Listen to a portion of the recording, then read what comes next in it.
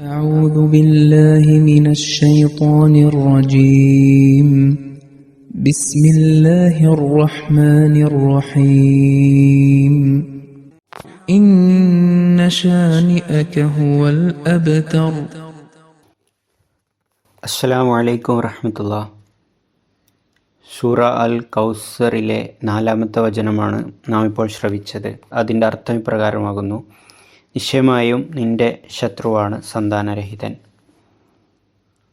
ഇതിൻ്റെ വിശദീകരണത്തിൻ്റെ തുടർച്ചയായിക്കൊണ്ട് ഹുസൂർ തിരുമനസ് പറയുന്നു, ഇസ്ലാമിൻ്റെ കഠിന ശത്രുവായിരുന്ന അബൂ സുഫിയാനും സന്താനങ്ങളുണ്ടായിരുന്നു. അദ്ദേഹത്തിൻ്റെ മകൻ മുആവിയ റളിയല്ലാഹു അൻഹു ആയിരുന്നു.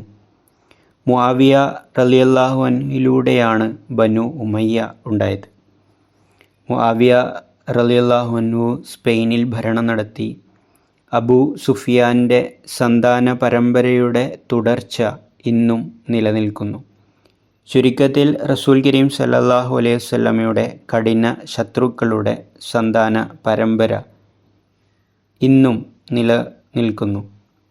നിവേദനത്തിൽ വന്നിരിക്കുന്നത്, ആരെല്ലാമാണോ റസൂൽ കരീം സല്ലല്ലാഹു അലൈഹി വസല്ലമയെ സന്താനരഹിതൻ എന്ന് വിളിച്ചത്, അവർക്കെല്ലാം സന്താനങ്ങൾ ഉണ്ടാവുകയും സന്താന പരമ്പരയുടെ തുടർച്ച ഉണ്ടാവുകയും ചെയ്തു. എന്നാൽ റസൂൽ കരീം സല്ലല്ലാഹു അലൈഹി വസല്ലമക്ക് ആൺസന്തതികൾ ഉണ്ടായിരുന്നെങ്കിലും മരണപ്പെട്ടു. റസൂൽ കരീം സല്ലല്ലാഹു അലൈഹി വസല്ലമയുടെ അവസാന വയസ്സിൽ മാരിയ ഖിബ്തിയ റളിയല്ലാഹു അൻഹയിൽ ഹസ്രത്ത് ഇബ്രാഹിം എന്നു പേരുള്ള കുട്ടി ജനിച്ചെങ്കിലും 2 വർഷത്തിനു ശേഷം മരണമടഞ്ഞു. വിശുദ്ധ ഖുർആൻ പറയുന്നു, നാം നിനക്ക് കൗസർ നൽകിയിരിക്കുന്നു, അതിനാൽ നിന്റെ ശത്രുക്കൾ സന്താനരഹിതരാവും. എന്നാൽ ചരിത്രം ഇതിന് എതിരാണ് എന്ന് മാത്രമല്ല, ഓരോ ശത്രുവിനും ആൺസന്തതി ഉണ്ടാവുകയും അവരുടെ പരമ്പര നിലനിൽക്കുകയുമുണ്ടായി. എന്നാൽ റസൂൽ കരീം സല്ലല്ലാഹു അലൈഹി വസല്ലമക്ക് ആൺസന്തതികൾ ഒന്നും ഉണ്ടായില്ല. ഈ വിധത്തിൽ ബാഹ്യമായ നിലയിൽ റസൂൽ കരീം സല്ലല്ലാഹു അലൈഹി വസല്ലമയുടെ സന്താന പരമ്പര അവസാനിച്ചു. ഇതുമായി ബന്ധപ്പെട്ട് ഈ വചനത്തിൽ ഉയർന്നു വരാവുന്ന വലിയ ആരോപണമുണ്ട്. അതിന് എങ്ങനെയാണ് മറുപടി നൽകുക എന്ന കാര്യത്തിൽ മുസ്ലിങ്ങൾ സംശയാലുക്കളാണ്. പ്രസ്തുത ആരോപണത്തിന് മറുപടി നൽകുമ്പോൾ ഇക്കാര്യം ഓർമ്മ വെക്കുക. അതായത്, ഇന്ന ഷാനിയക ഹുവൽ അബ്തർ എന്നത് ഇന്ന അഅ്തൈനാക്കൽ കൗസർ എന്ന വചനവുമായി ബന്ധപ്പെട്ടാണ് നിലനിൽക്കുന്നത്. അള്ളാഹു പറയുന്നു, ഓ മുഹമ്മദ് സല്ലല്ലാഹു അലൈഹി വസല്ലം, നാം നിനക്ക് കൗസർ നൽകിയിരിക്കുന്നു. അതുകൊണ്ട് ദുആ ചെയ്തും ത്യാഗങ്ങൾ സമർപ്പിച്ചും നിലകൊള്ളുക. തൽഫലമായി തൻ്റെ ശത്രു സന്താനരഹിതരാവും. നിഘണ്ടുവിൽ കൗസർ എന്നതിന് അർറജുലുൽ മിഅ്താ എന്നും വന്നിരിക്കുന്നു. അതിനർത്ഥം ഉദാരമതി അല്ലെങ്കിൽ ധാരാളം സൽക്കർമ്മം ചെയ്യുന്നവൻ. ഈ ആയത്തിൻ്റെ ഉള്ളടക്കം ഇതാണ്: നിനക്ക് ധാരാളം സൽക്കർമ്മം ചെയ്യുന്ന ഉദാരമതിയായ മനുഷ്യനെ നൽകുന്നതാണ്. അതിനാൽ നന്ദി സൂചകമായി ദുആ ചെയ്തുകൊണ്ട് ത്യാഗങ്ങൾ സമർപ്പിക്കുക. അത് മുഖേന നിന്റെ ശത്രുക്കൾ സന്താനരഹിതരാവുകയും നിനക്ക് ആൺസന്തതികൾ ഉണ്ടാവുകയും ചെയ്യും. ഹുസൂർ ഖലീഫ സാനി റളിയല്ലാഹു അൻഹു പറയുന്നു, ഞാനിവിടെ വിവരിച്ച ലക്ഷണങ്ങൾ മസീഹിൻ്റെയും മഹ്ദിയുടെയും ലക്ഷണമാണ്. അതിനാലാണ് ഫസല്ലി ലി റബ്ബിക വൻഹർ എന്ന കൽപ്പന നൽകിയിട്ടുള്ളത്. ഏതുപോലെ ഇന്ന അഅ്തൈനാക്കൽ കൗസർ എന്നതിന് ശാരീരികമായ സന്താനമല്ല, മറിച്ച് ആത്മീയ സന്താനമാണ് വിവക്ഷ. അതുപോലെ ഇന്ന ഷാനിയക ഹുവൽ അബ്തർ എന്നതുകൊണ്ടും ആത്മീയ സന്താനമാണ് അർത്ഥമാക്കുന്നത്, അതല്ലാതെ ശാരീരിക സന്താനം എന്നതല്ല. റസൂൽ കരീം സല്ലല്ലാഹു അലൈഹി വസല്ലമയുടെ ശത്രുക്കൾക്ക് ഒരിക്കലും അവരുടെ ആദർശങ്ങളെ പ്രചരിപ്പിക്കാൻ സാധിക്കുന്ന സന്താന പരമ്പര നഷ്ടമാവും.